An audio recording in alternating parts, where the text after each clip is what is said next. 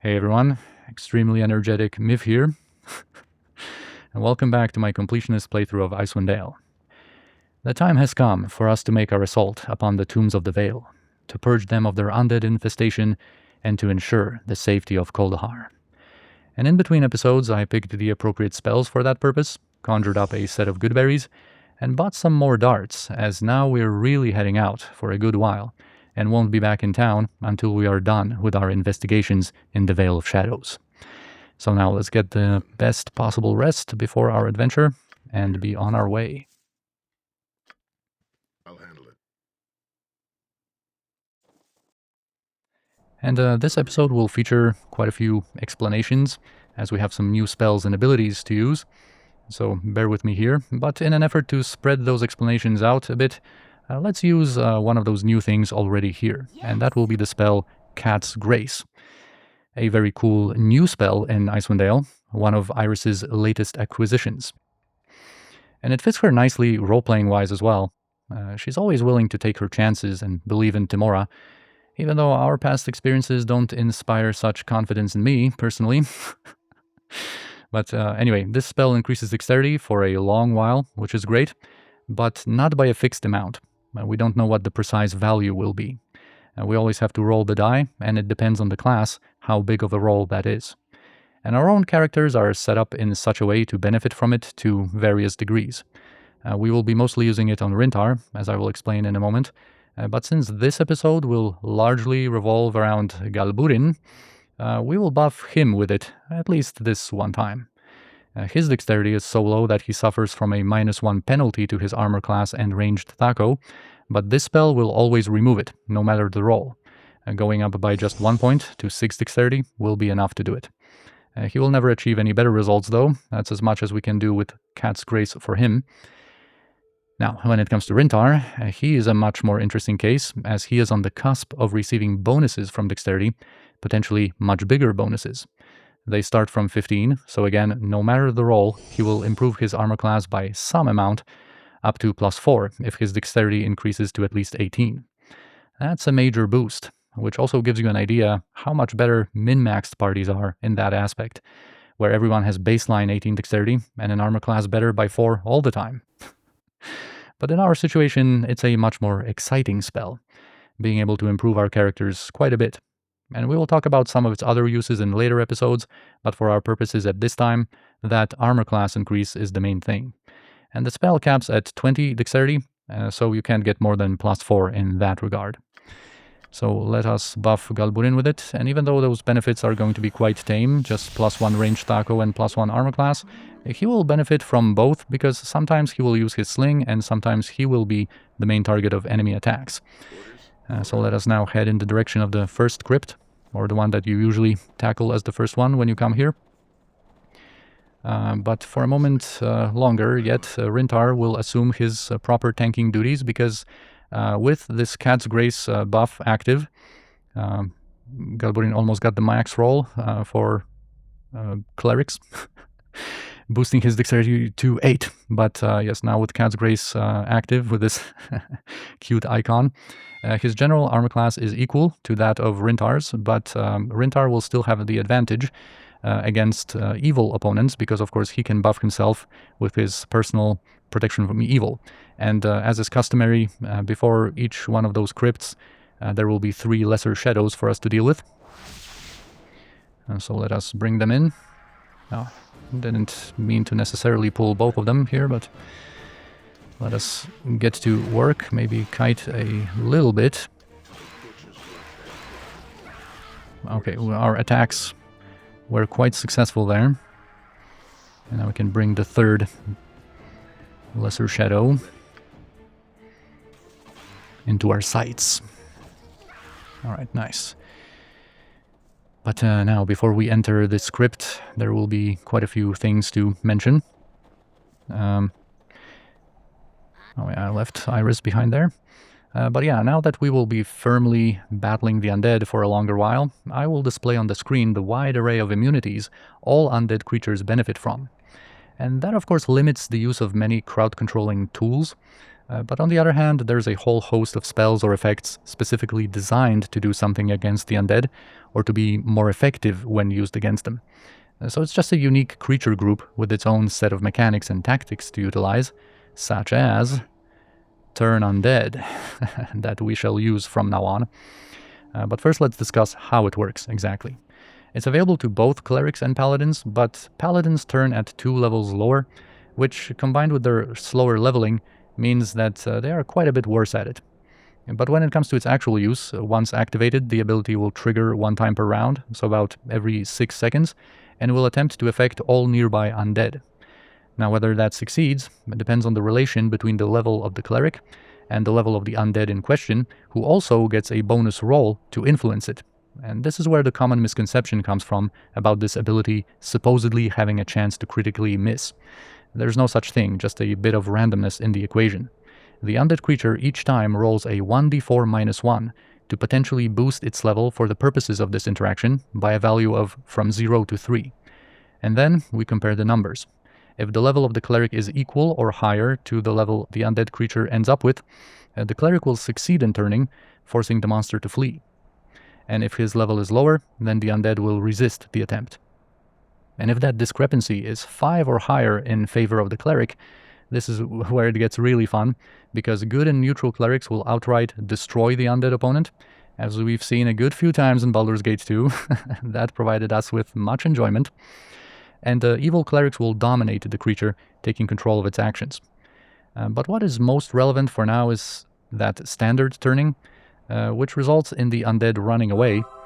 And that is supposed to last for 10 rounds, but it's not that reliable, and they can snap out of it earlier, especially if our adventurers are nearby, particularly when attacking in melee. So we will still have to exercise some caution and keep our distance preferably. But anyway, to give a few examples and tie everything together, if the cleric is 3 levels above the undead creature's base level, his turn undead will always succeed, because even if the undead gets the maximum +3 boost, it will still end up only equal to the cleric's level. However, if, for instance, the cleric's and the monster's levels are equal to start out with, there's only a 25% chance the cleric will succeed, only when the undead rolls a 0 and doesn't get any boost. And finally, this is why Galburin's level up recently was so important. Now that he's level 4, he is guaranteed to turn the basic skeletons, who are all just level 1.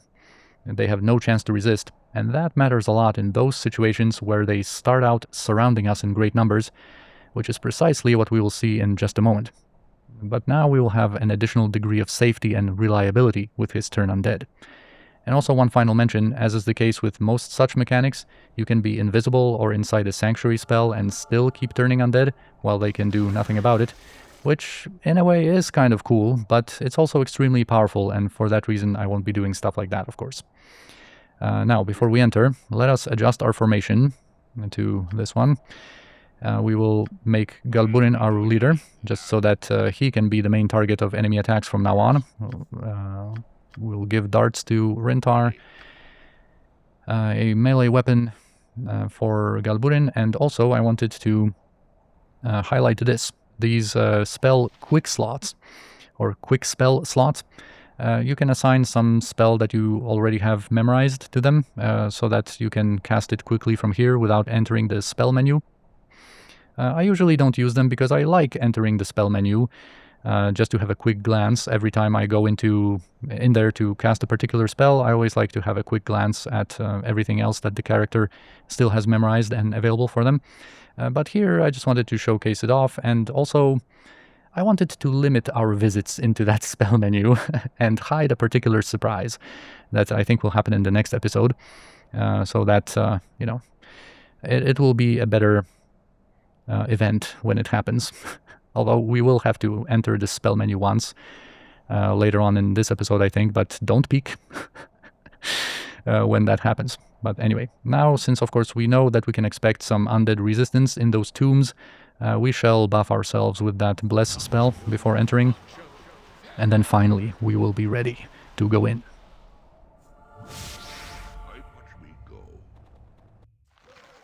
Alright, now let's move everyone into their appropriate slots. And yeah, of course here we see that we are surrounded by quite a few enemies. There's like 16 skeletons, I think, in total. in this crypt. There's 2 zombies, a new type of opponent, level 2, so they might resist turning sometimes. But it's not a big worry since they are usually the least problematic of the undead to deal with, as they are just slowly shambling monstrosities with bad armor class, and none of the physical resistances that skeletons come with, for example, or any on-hit effects that ghouls, ghasts, or shadows have. Just a decent punch with their 1d8 crushing damage. That can hurt.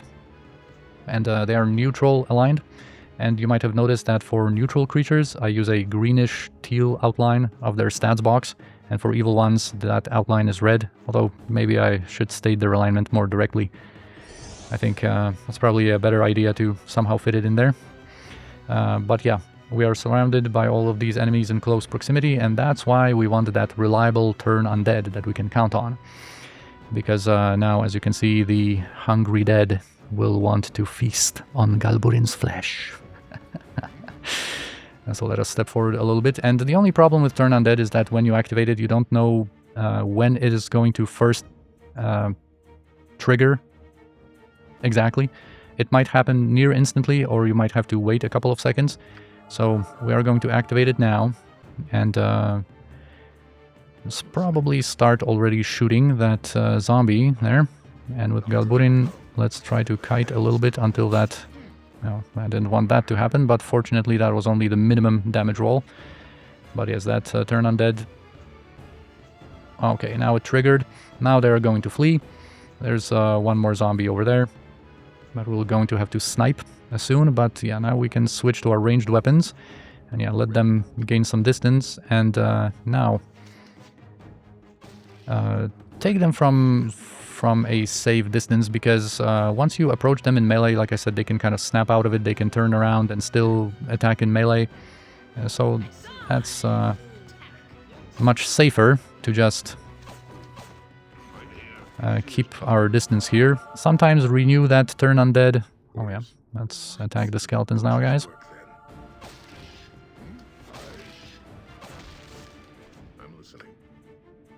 Let's have Galburin kind of in the front, so that once they snap out of it, they will attack him, or target him. I don't really want them to maybe escape that far away. Maybe let's allow them to come back a little bit, and now try to turn. Unfortunately, our bless ended, so... Our physical combat prowess is now slightly weaker. I didn't want to progress up to that corridor because there's more enemies there and there's a trap on the way. Oh, if this keeps on being this slow, I might have to use Rintar with his melee damage perhaps against these skeletons.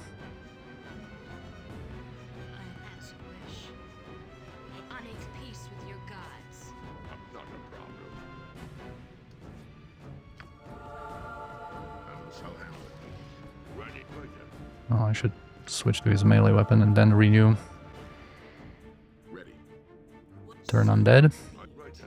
Oh, I was debating whether it's even worth it. Because when there's like a single enemy or two, you know, we don't have to necessarily turn undead. It's mostly meant for those big encounters where we are surrounded by so many enemies and they will attack us all at once. Anyway, before we explore our surroundings, let us continue with pulling some more skeletons.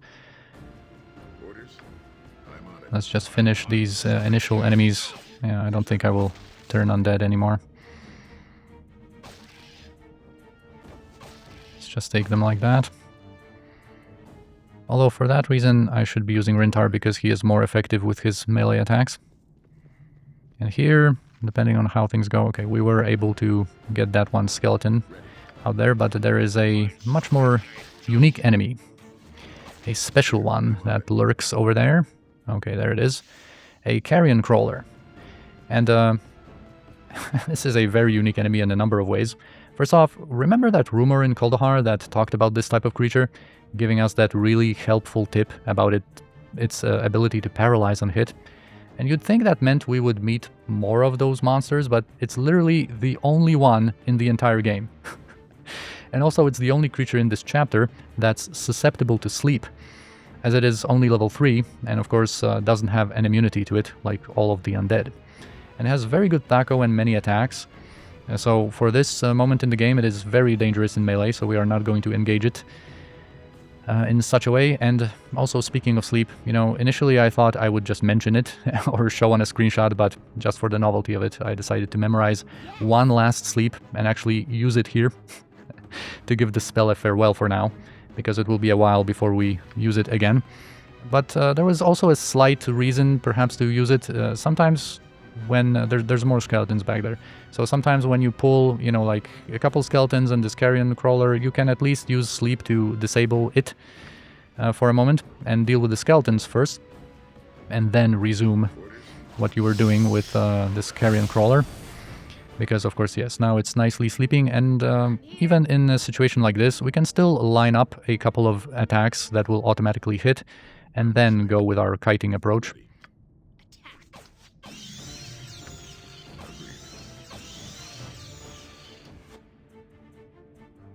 You can just... very creative. Oh, some kind of additional awareness that maybe a turned skeleton kind of wanted to go back to his initial spot. So there's an additional opponent, but yeah, I was about to mention the funny way of kiting around that sacrificial table there. Okay, we have a level up for Brey. We will deal with that in a moment.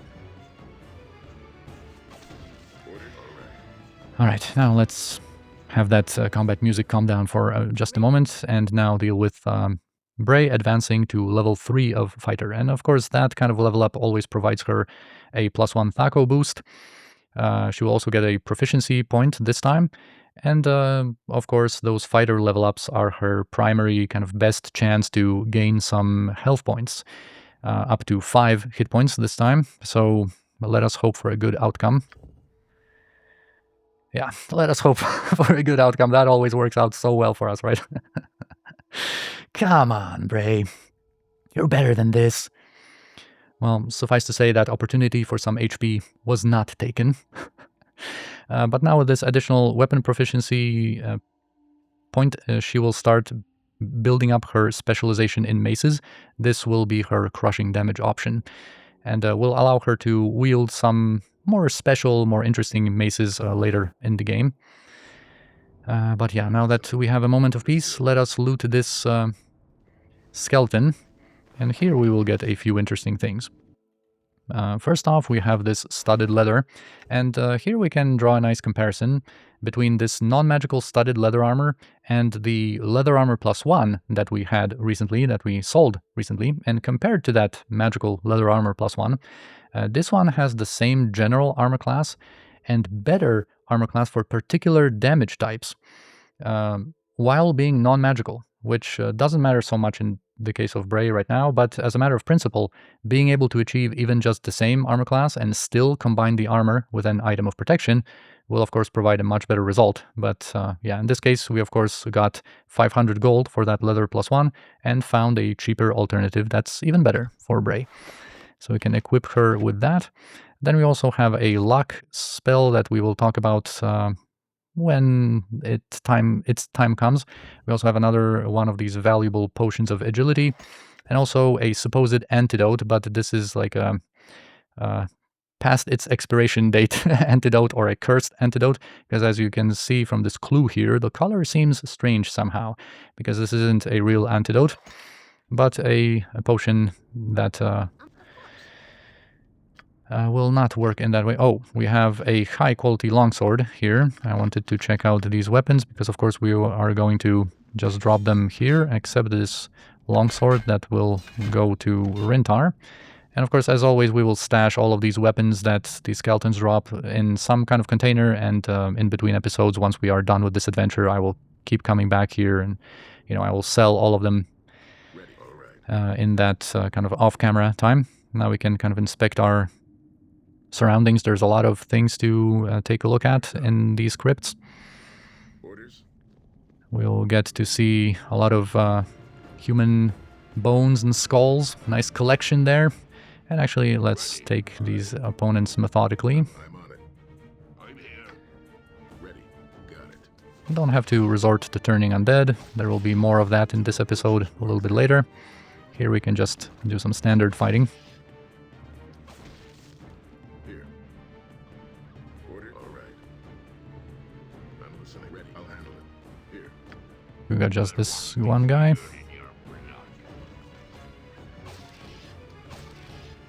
Wielding a warhammer, I think, so not so scared of this guy. I always kind of want to keep paying attention if they are wielding a two-handed sword, perhaps, that poses some danger. And here I think we can... Okay, yeah, get that guy. Careful where you step here, because there's a trap right there. Didn't want to loot that. Let's get... Okay, this one has a bigger weapon, although that was just a long sword. Oh yeah, and of course here, speaking of long swords, we can have this high-quality one with a Thaco bonus for Rintar. And now, it's still going to be better to utilize the Morningstar because, you know, of course it will do full damage to all of these skeletal undead. And to, of course, all of the other damage types, they have a 50% resistance. So even though we will have a Thaco that's better by one, it's... the overall result, I think, is going to be better, of course, using a crushing damage weapon. Now, when it comes to these traps in the crypts, the general format is that they have a difficulty of 10 for the ground traps and a difficulty of 15 on containers, but this tomb is an exception, where the ground traps have a difficulty of 15, maybe because there's no container trap here. And they are mainly arrow traps that launch a projectile, dealing either just physical damage, or an arrow with additional fire, acid, piercing, or ice. Quite a few slight differences across all of the different tombs that we will visit. But there are two bigger exceptions we'll see in this episode. One of them is right there, but let's explore this way first, because we will get to talk about a certain spell that this trap over here actually unleashes. So let's get this last skelly. Well, he has a bigger sword. That might be a two-handed sword there. No, just a long sword still. Alright, and now when we loot this skeleton, we get a scroll of Stinking Cloud. And there will be some things to talk about here, but before I forget, let us also loot all of these skeletons that we've killed here. Oh yeah. And we will deposit those weapons in a moment. But now, when it comes to this Stinking Cloud scroll, there's one quick thing I wanted to discuss here about it. Because this is the only Stinking Cloud scroll in the original campaign, and considering that fact, you might think it perhaps would be better to spread out those level 2 disabling spells around between Iris and Nadimastia, who already has web. But there's a few counter-arguments to that. First off, the most direct one is that another scroll of web will be available in the future, and that will be the disabling spell option for Iris. But also level 2 is packed with so many good spells, she will never have enough slots for them anyway, so it's not even that big of a priority. Plus, she has Grease at level 1, which will be most often her main contribution in that area. And secondly, those 2 spells Nadimastia will have now are often usable in different circumstances, and where one of them is ineffective, the other one can shine. For instance, here, among the undead, Stinking Cloud is useless, but Web is effective, and in some of our upcoming adventures, there will be times where a significant portion of our enemies on a given map will be immune to Web, but will be susceptible to Stinking Cloud. So these 2 spell options don't overlap as often as you might think. And finally, precisely because this is the only scroll of Stinking Cloud, and it's an evocation spell, we want to make sure that it is learned by the spellcaster who can make it more effective by giving it that -2 saving throw penalty. Even if it wasn't the only one, that would be a compelling argument for her to get it first. We have to make sure to give our casts the most chance of succeeding. We have to make them count. But yeah, just an interesting subject to discuss for a moment.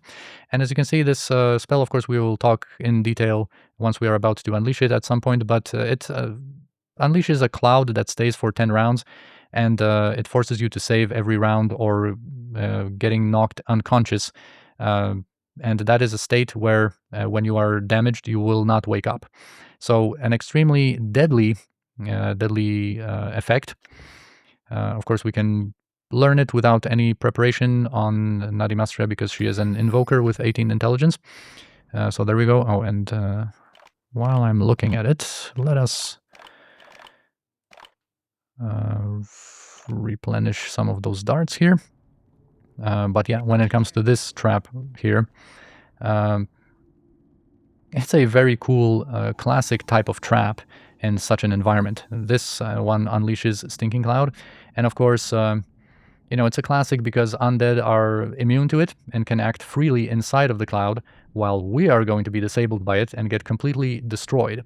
And such cruel and devastating traps are kind of a trend here in the Vale of Shadows. We will speak more about such things later. Oh, there's another high-quality longsword there. Here, all right. But yeah, now we can leave this crypt and conveniently teleport ourselves here. Instead of, you know, having to go all the way around, now we can just teleport ourselves here. Orders? And actually, oh, I'm misclicking all over the place. I'm on it. Didn't want to activate Turn Undead, but of course, as always, this is the rusty as heck type of gameplay. Here. You should come to expect from me. But yes, a very convenient teleport we were able to do here, just to visit our next crypt. And of course, as is usually the case, first we have to defeat 3 lesser shadows. Alright, nice. 8 crushing damage from Sir Rintar to seal that kill. Right guard. Orders? Done. I'm listening. Ready. I'm on it. Oh, a crit there, which allowed us to defeat this lesser shadow quite nicely. And when it comes to the entrance to this crypt, I think most formations don't really ever give you a situation where you can focus the enemy attacks on just one character. We are still going to make Galburin our leader, because he will be the focus of most of them. But still, Rintar as the number 2 position will still garner some attention from a few opponents there. Because it always, of course, depends on the situation upon entrance. The particular entrance, like how narrow it is, if there are any walls about, and of course how like spread out and where the enemies are positioned exactly. But anyway, as is our modus operandi here, before entering a tomb we can bless ourselves knowing that, of course, we are going to be greeted by a lot of undead. And here, this is going to be a classic situation with so many of these undead all around us. This is going to be potentially tricky. There's also a ghoul among them, and we will deal with this guy with some single target spells and trying to focus him before he can even get near us. Yeah, basically whenever we make our moves here, more skeletons will aggro because they are all around us, even if they are not visible quite yet. But also, just to speak about what we're going to unleash upon this ghoul, he will receive 1 Sun Scourge from Asathi that we know very well, but also there's another new spell that I would like to present here that Nadimastria memorized 3 copies of, and that is going to be Chromatic Orb. And this is a really cool spell, a premium level 1 arcane pick in Icewind Dale. It's very similar to how this spell worked in classic Baldur's Gate 1, with some minor differences still, but the most relevant comparison should be drawn against the version we know from Baldur's Gate 2, which is also used in both enhanced editions of Baldur's Gate, so by far the most common version of the spell. And there we have notable differences in its progression and its saving throw. Because in general, the thing about this spell is its evolving nature and how it changes almost every level up to a certain point. And here, compared to that BG2 version, its progression is kind of sped up and more condensed. The base damage improves quicker and is outright better every step of the way. And the spell reaches its final form already at level 7 instead of 12. And the secondary effects are mostly similar throughout, those levels, but stop at the powerful paralyzation status instead of eventually going into the instant death effects. That most likely focus the change in the saving throw, because in BG2, the spell's damage is guaranteed, which has its advantages, but the secondary effects are subject to a saving throw with a +6 bonus to the target, obviously making it rarely successful without preparing a special spell combo first to debuff the saves of the enemy beforehand. And in Icewind Dale, there is no saving throw bonus, but the spell is negated entirely if a save is made, so both the damage and the effect. And normally that kind of thing is pretty bad, but here it's a much better deal overall compared to the alternative, making those secondary debilitating effects more reliable in regular everyday usage. And I wanted to introduce this spell already, even though we are not yet at its best stages, to engage in its progression over time and show how it will be useful for both Nadimastra and Iris in different ways. Nadimastra as an invoker will of course be more effective with it, thanks to that specialist -2 saving throw penalty she will apply, but Iris as a bard will level up quicker and unlock the higher level versions of this spell earlier. And we can see that here already with Nadimastra only being level 3, dealing some extra fire damage with her Chromatic Orbs, and Iris being level 4, having a chance to potentially blind the target. And you can blind Undead, which hopefully you will get to see during this adventure. So yeah, once this ghoul gets a little bit closer, and all of these other guys get a little bit closer, I think we need to activate Turning Undead. We don't know when it's going to trigger exactly, but yeah, we can probably start casting this Sunscorch right now, and potentially that Chromatic Orb here as well, just to snipe this ghoul. And yeah, maybe now Galburin can step a little bit forward. You can see how many of these undead are lurking around corners and such. Alright, Galburin, time to activate your stuff. Alright, that's a big one. That's a big big turn undead, but we're out of range of these skeletons, so we have to take care of them quickly here. And I think I will still keep turning undead here, so that potentially we can, yes, ease the burdens on the Rintar. And now I would like to kind of move onto one side of this whole battlefield. Kind of keep turning undead over there, Galbi. And now let's move into a safer position so that we can tackle the incoming undead in a more organized fashion. Yeah, with Galburin kind of being on the front lines here. He might use his sling for a bit.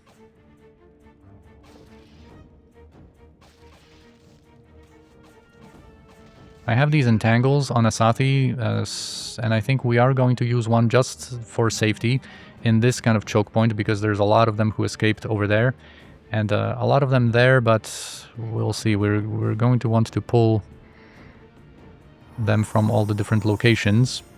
Okay, here they come. Let them bunch up a bit, and hopefully now they are going to get stuck on some walls after being turned. Can start attacking already.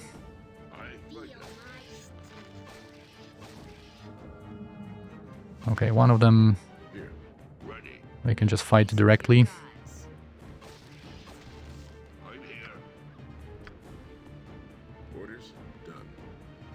They're kind of escaping in ways that could be a little bit more convenient for us to deal with. Sometimes you get to deal with them in a quicker, kind of more methodical way, depending on how they run exactly.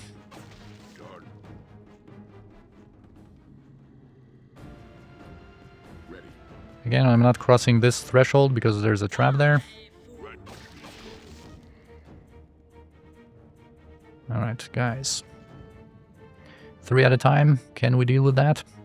Maybe a little bit of more turning undead won't hurt. Alright, and now when there are 2 left, maybe let's kite a little bit and fight directly. Alright, another guy is coming. Maybe now let's start turning undead and, yes, have a bit of a relief. Maybe Maybe this guy we can deal with directly.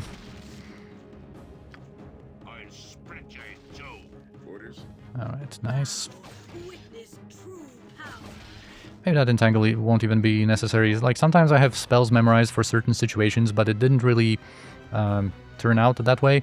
I like casting entangle here sometimes, depending on how they run when turned. Because I usually go left first to kind of have this spot to claim this this spot here, and sometimes, you know, when their turn undead kind of breaks, when returning they will get entangled likely, because skeletons have such a bad save versus spell of like 19, and they will most likely get held by the entangle and, you know, give you some relief where like not all of them will come back to try to engage you at the same time. But it worked out completely differently for us this time. Alright, so let's just make sure if we're in the clear here. Here I wanted to present something new again, this Find Traps spell. This is just a classic example of just memorizing this before memorizing some better spells later on.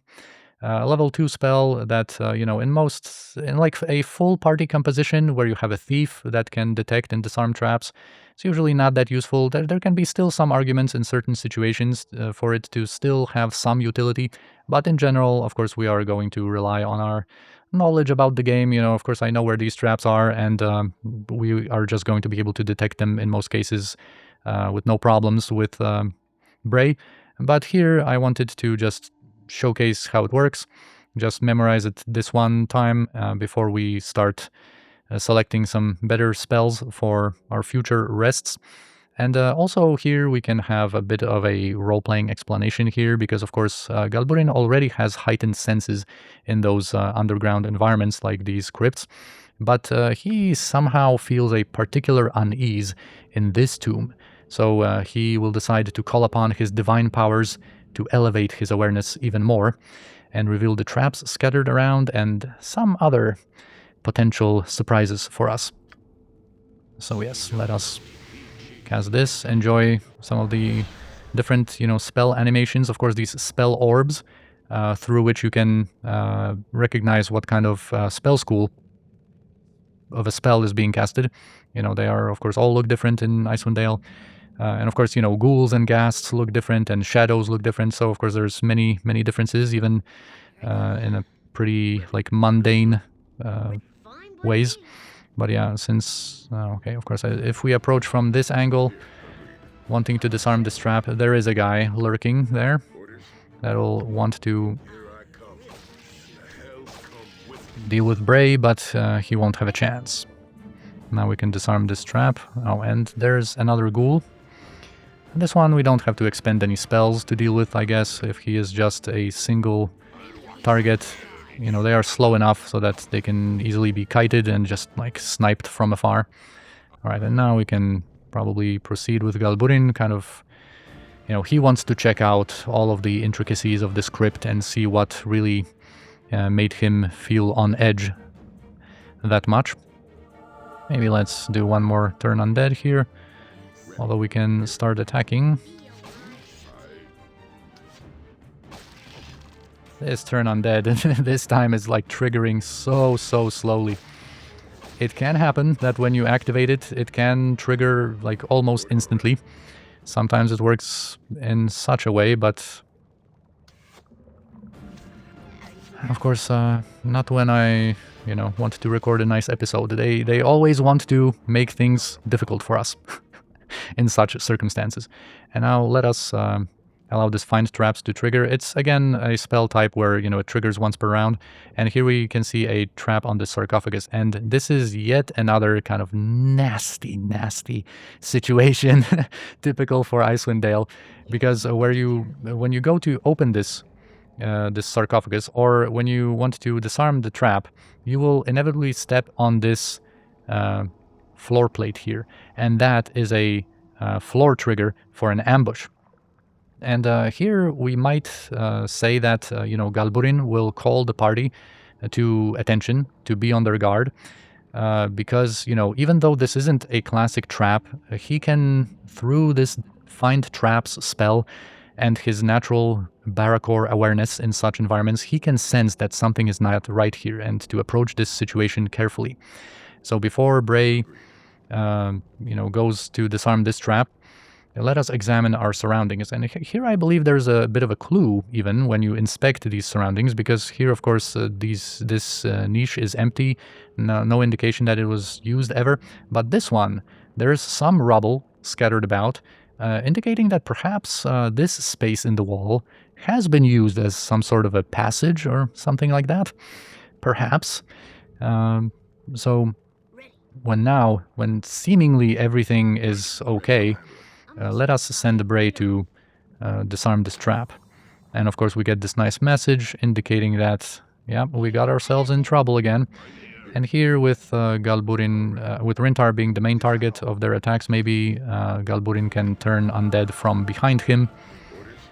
And we'll see how it goes. Alright, this one triggered pretty quickly. And we can just take them from afar.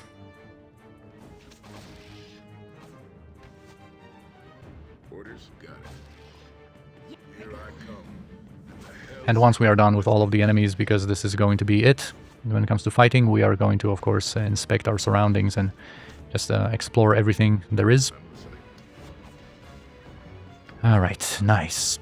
The fights went, even though they were kind of slow sometimes, and it gave me some scares there, some worries about suffering some damage. Fortunately, it wasn't the case, and we remain kind of almost totally unhurt. It was only Galburin who got himself damaged.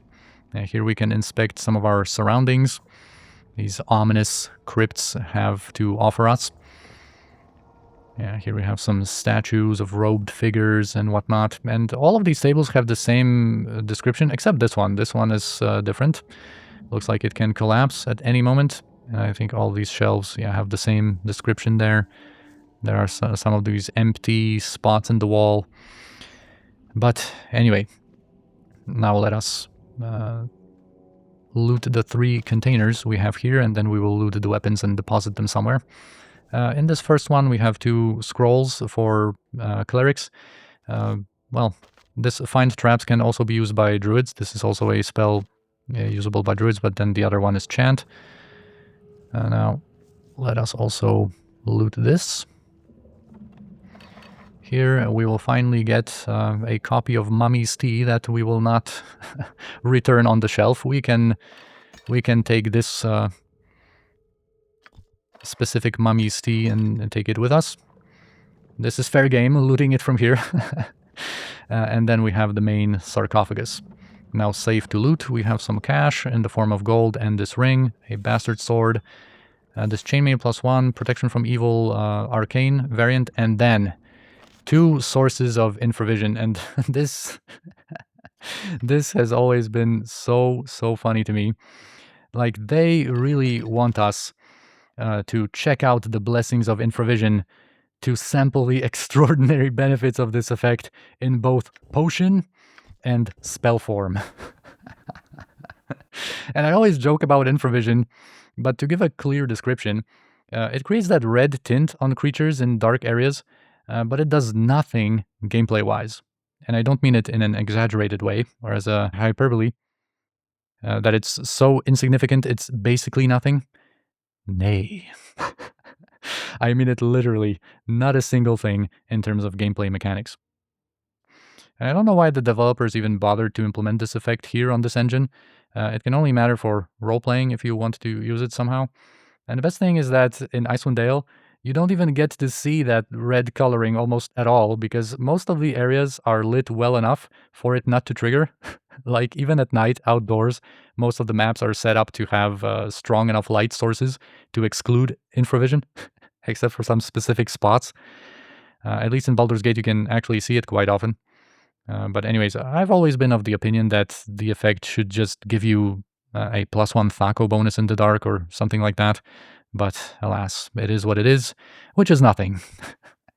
So yeah, here we have this protection from evil arcane version. This we will deposit onto a container. We can get this potion in there and probably, yeah, identify this chainmail +1. And this is a similar situation to that studded leather, but with a bit more nuance, because this chainmail +1 has the same general armor class as a non-magical splint mail, but the different specific bonuses. However, the only advantage is versus slashing attacks, and most creatures in this adventure deal predominantly crushing or piercing damage, or can spawn with a whole variety of weapons, like most skeletons. And it's not really worth it to go into that much detail, but there's only a few special skeletons deeper in Cresselak's tomb that spawn with only slashing weapons.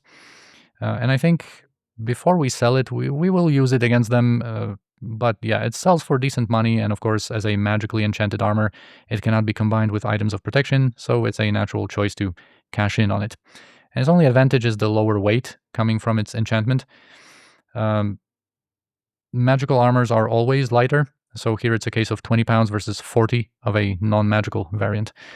But yes, now let's just pick up all of these weapons here and just deposit them in this sarcophagus.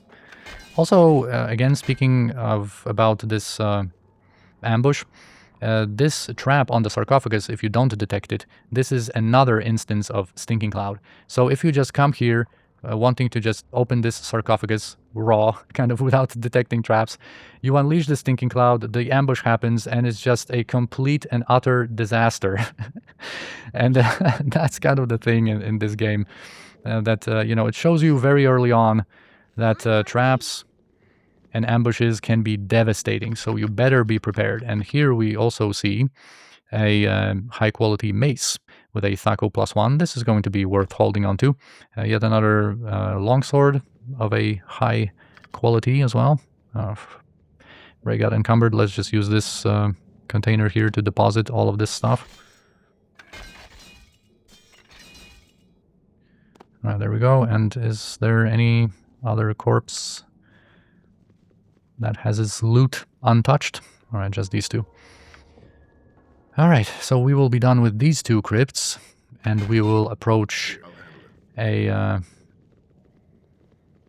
final kind of outside crypt, not counting the main event of Cresselak's tomb.